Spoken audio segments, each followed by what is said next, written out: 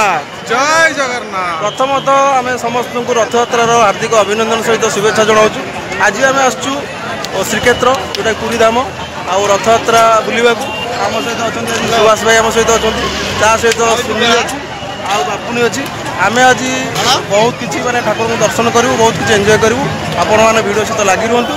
ଥରେ ଅଛି ଯେତେବେଳେ ଭାବର କଥା ଉଠେ ସେତେବେଳେ ପୁରୀର କଥା ଉଠେ।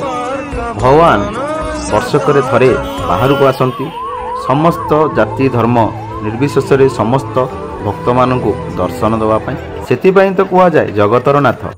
ଆମ ସହିତ ବର୍ତ୍ତମାନ ବି ଶ୍ରୀକାନ୍ତ ଯୋଡ଼ି ହେଇଯାଇଛନ୍ତି ଆଉ ଆମର ଭଲ ସାଙ୍ଗ ଆଉ ଆମେ ସମସ୍ତେ ଆସିଛୁ ଆଜି ପୁରା ମନ ଖୋଲିକିରି ଜଗନ୍ନାଥଙ୍କୁ ଦର୍ଶନ କରିବୁ କାହିଁକିନା ଏଇଟା ବର୍ଷକରେ ଥରେ ଆସେ ଯେଉଁଟାକି ଜଗନ୍ନାଥ ନିଜେ ବାହାରକୁ ଆସନ୍ତି ସମସ୍ତଙ୍କୁ ଦର୍ଶନ ଦେବା ପାଇଁ। ଆମେ ତ ପୁରା ଏକ୍ସାଇଟେଡ୍ ଅଛୁ ଓ ଆପଣମାନେ ବି ନିଶ୍ଚିତ ଭାବରେ ଆସିଥିବେ ରଥଯାତ୍ରାରେ। ଆଉ ଶ୍ରୀକାନ୍ତ ବାବୁ ତୁମକୁ କେମିତି କ'ଣ ଲାଗୁଛି ରଥଯାତ୍ରାରେ ବୁଲି?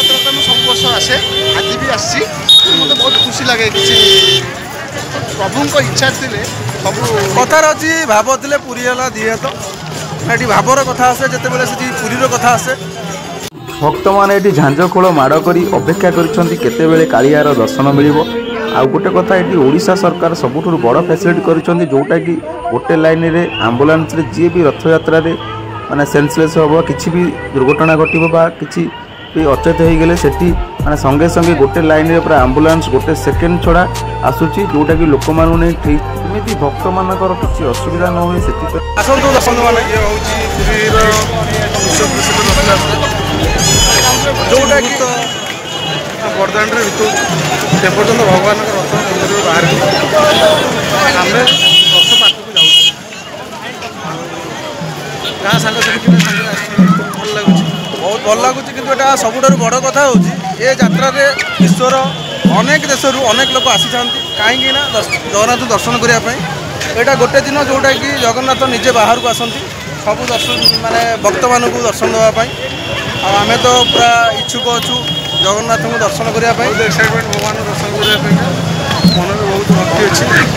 ଆଜି ଯେଉଁଭଳି ଭାବରେ ଜନସମୁଦ୍ର ଅଛି ମାନେ ଜଣାପଡ଼ୁଛି ମାନେ କଥାରେ ଅଛି ଜଗତର ନାଥ ଜଗନ୍ନାଥ।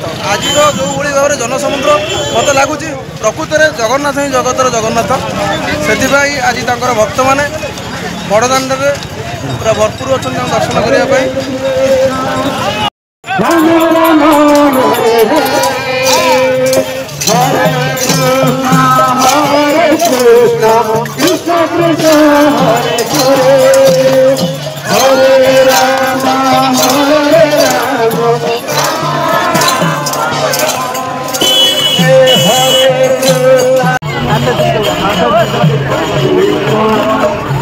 ଲୋକ ଦେଖୁଛନ୍ତି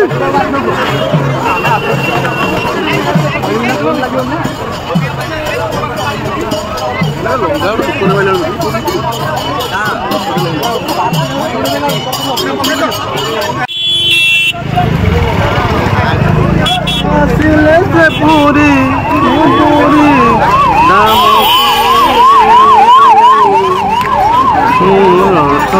ଟାଣିଛି